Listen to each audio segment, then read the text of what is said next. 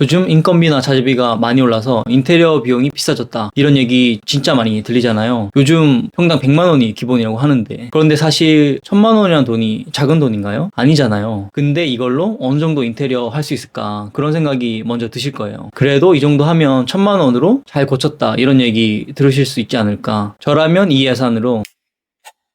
안녕하세요, 지비약입니다. 요즘 물가가 안 오른 게 없죠. 그냥 점심 먹으러 들어가도 이제 10,000원이 그냥 기본인 것 같아요. 안 오른 게 없는데 인테리어 비용도 정말 엄청나게 오른 게 느껴집니다. 예전에는 평당 6, 70만 원이면 기본 올 수리는 한다, 이런 얘기도 했었는데요. 지금은 어림도 없는 것 같아요. 호텔처럼 예쁘게 인테리어 할 건 아닌데 그래도 이사 가면서 기분 좋게 쓸 수 있을 정도로 고치고는 싶다. 그래도 이 정도 하면 깨끗하게 잘 고쳤다. 이 정도를 하기 위해서 필요한 최소한의 예산이 저는 1000만 원 정도라고 생각하는데요. 비용을 가지고 업체에다가 맡길 수 있을까요? 물론 가능은 하죠. 그런데 재료의 퀄리티가 더 떨어지거나 할 수 있는 공사의 어떤 범위가 줄어들 수밖에 없어요. 그래서 저는 이 정도 예산이라면 셀프로 진행하시는 게 낫다고 생각하는데, 제가 말씀드리는 기준은 24평 아파트고요. 재료를 교체한다, 이렇게 생각하시면 되는데요. 가장 쉽게 떠올리는 부분이 도배죠. 이 도배는 집에서 가장 넓은 면적을 차지하는 부분인데요.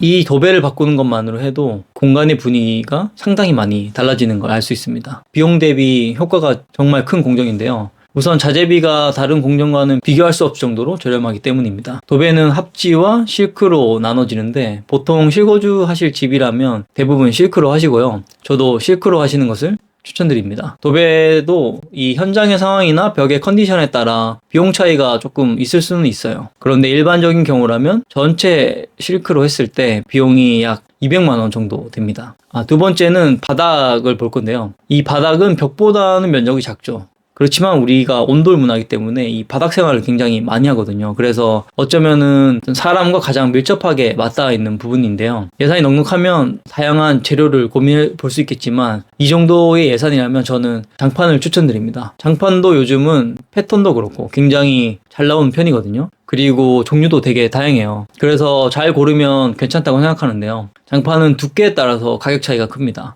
그래서 두께가 가장 중요한 부분인데, 가장 대중적인 2.2T 정도를 추천드립니다. 여기서 T는 두께의 약자예요. 밀리미터 단위라고 보시면 됩니다. 보통 가장 얇은 게 1.8T인데 이거는 보통 임대를 주는 곳에 많이 사용하고요. 실거주로 인테리어 하는 경우에는 보통 2.2에서 2.7T 정도가 가장 보편적으로 많이 사용하는 두께입니다. 비용은 2.2T 기준으로 약 100만 원 정도 보시면 되고요. 그리고 한 가지 미리 체크하셔야 될 부분은, 오래된 구축들은 방마다 보통 문턱이 있거든요. 그래서 그 문턱을 미리 꼭 제거하고 장판을 쭉 연결해서 깔아야 된다는 거 잊으시면 안 됩니다. 그럼 지금까지 벽지와 장판 해서 300만 원이네요. 그 다음 바로 생각하는 게 욕실과 주방입니다. 특히 다른 건 참아도 변기나 이런 것들, 남들 쓰던 거 절대 못 쓴다, 그런 분들이 사실 대부분이잖아요. 그런데 변기만 교체하기에는 구축 아파트가 전반적으로 너무 낡은 부분이 많아요. 줄눈이나 실리콘 이런 데 곰팡이도 많고요. 천장도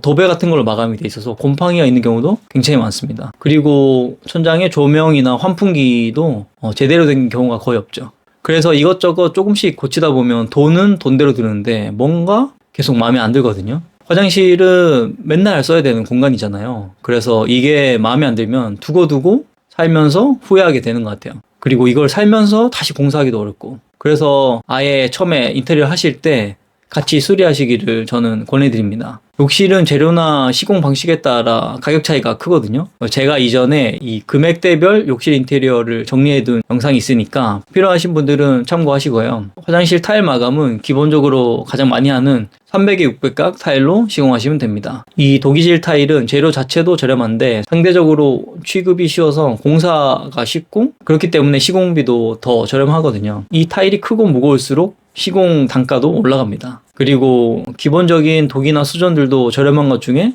디자인만 잘 고르시면 나쁘지 않거든요. 그래서 본인이 손품을 잘 팔아서 가성비 괜찮은 것들을 찾아보시면 됩니다. 이렇게 기본적인 것들로 화장실을 구성했을 때 시공 비용은 약 300만 원 정도 보시면 됩니다. 그 다음이 싱크대인데요. 사실 이 싱크대는 어떤 사람이 사용하고 관리하느냐에 따라 상태가 많이 다를 수는 있습니다. 그런데 보통 20년 정도 된 아파트라고 하면 대부분 많이 낡았어요. 이 상판에 얼룩이 있거나 뭐 깨진 부분도 있고 도어의 필름이 보통 다 일어나 있다고 보시면 돼요. 그래서 주방도 같이 교체를 해야 하는데요. 심플한 일자 주방으로 계획한다면 생각보다 비용이 많이 들지가 않습니다. 구축 아파트는 싱크대 길이가 보통 2.4m거든요. 거의 비슷합니다. 이 싱크대의 상판은 기본 인조 대리석 마감에 도어는 페트라고 불리는 무광 판넬을 쓰시면 됩니다. 이게 고급 재료는 아닌데 무광이기 때문에 충분히 깔끔하게 보이거든요. 싱크대는 보통 가격이 한 자당 얼마 이런 식으로 책정이 되는데 우리가 한 자라고 하면 쉽게 30cm라고 생각하시면 됩니다. 업체와 이 설치 환경에 따라서 차이가 있을 수 있는데 일반적으로 한 자당 30만 원 정도로 예산을 생각하시면 되고요. 그 30만 원이라고 했을 때 2.4m면 240만 원 정도가 되겠네요.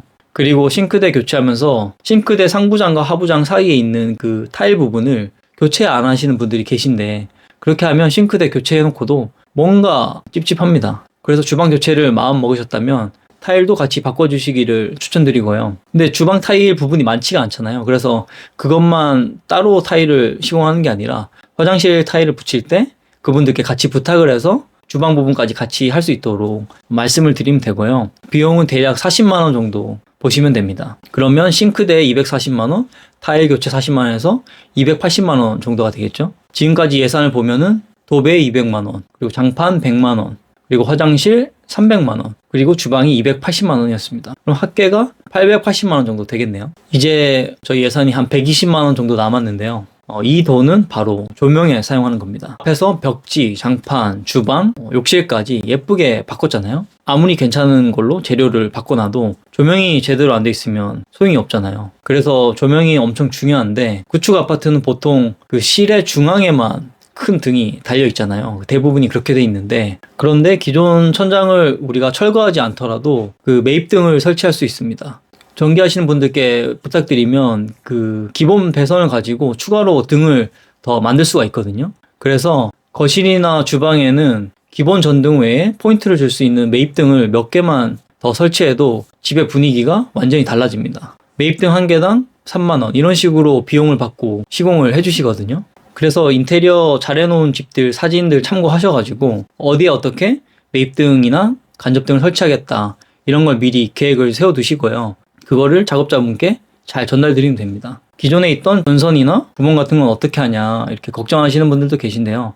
우리가 도배를 새로 하잖아요. 그래서 도배를 새로 하면서 그런 부분들이 다 가려지기 때문에 걱정하지 않으셔도 됩니다. 그리고 조명을 바꾸면서 당연히 그 스위치나 콘센트 그리고 뭐 천장에 감지기 스피커 이런 것들 다 오래돼서 엄청 노랗거든요. 그런 것들도 같이 교체를 해주시고요. 이렇게 했을 때 뭐 물론 매입등의 계획이나 뭐 조명을 어떤 것을 고르냐에 따라 조금 가격 차이는 있겠지만 대략 한 100만 원에서 120만 원 정도면 가능하다고 생각되거든요. 그럼 지금까지 했던 항목들을 쭉 정리해 보면은 1000만 원 정도의 예산으로 지금 인테리어 계획을 했고요. 크게 5가지 부분이 있었죠. 첫 번째는 집의 배경이 되는 도배, 두 번째는 생활과 가장 밀접하게 맞닿아 있는 바닥, 장판, 세 번째는 우리가 매일 써야 되는 화장실, 네 번째는 우리가 식사 준비를 해야 되는 싱크대, 다섯 번째는 집의 전반적인 분위기를 책임질 조명, 이렇게 5가지를 꾸는 작업을 했습니다.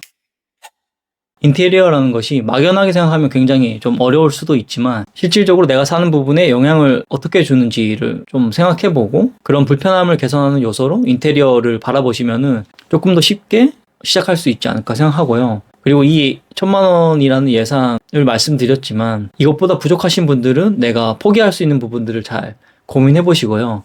그리고 예산이 조금 더 넉넉하신 분들은 괜찮은 업체를 찾으셔서 그 업체에다가 일을 맡겨서 진행하는 것도 저는 괜찮은 방법이라고 생각합니다. 예산이 한정돼 있다면 무엇을 할지를 선택하는 것도 되게 중요한데 뭘 하지 않을지 포기하는 것도 굉장히 중요하다고 생각하거든요. 이 인테리어라는 것은 다 개인의 취향에 관한 부분이 굉장히 크고요. 그리고 사용자의 필요나 집의 컨디션에 따라 결정되는 것이기 때문에 정답은 없다고 생각합니다. 그래서 본인에게 필요한 부분이 어떤 것인지를 잘 생각하셔서 그 부분을 잘 개선하면 좋은 인테리어라고 생각합니다. 오늘은 한정된 예산으로 어떻게 인테리어를 하면 좋을지에 대해서 말씀드렸는데요. 오늘 영상이 도움이 되셨다면 구독과 좋아요, 알림 설정 부탁드립니다. 영상에 대해 궁금한 점이 있다면 댓글 남겨주시고요. 다음에도 도움되는 집 이야기로 돌아오겠습니다. 그럼 또 만나요. 안녕.